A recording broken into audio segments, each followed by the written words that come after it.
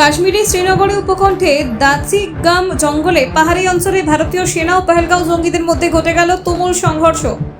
সময় ছিল সকাল 11টা। অপারেশন শুরু হওয়ার কিছুক্ষণের মধ্যেই ভারতীয় সেনা গুড়িয়ে দেয় 3 পাক আশ্রিত জঙ্গিকে। সূত্র জানাচ্ছে, এই 3 জঙ্গি জড়িত ছিল পেহেলগাঁওয়ে নিরীহ মানুষের ওপর চালানো নৃশংস হামলায়, যে হামলায় প্রাণ হারান 26 জন নিরীহ মানুষ।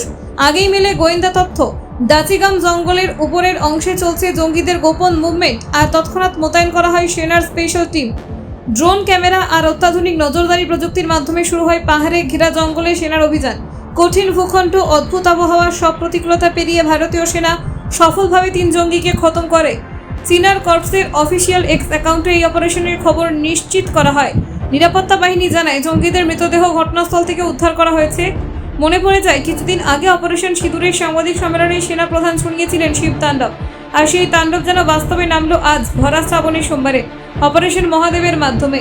এই অভিযান আবারও প্রমাণ করলো, এই দেশের প্রত্যেকটা ইঞ্চি রক্ষায় ভারতীয় সেনা সদা প্রস্তুত। শ্রাবণের সোমবারে এই অপারেশন যেন এক অদৃশ্য বার্তা, দুর্মূল শক্তির বিনাশ অবধারিত।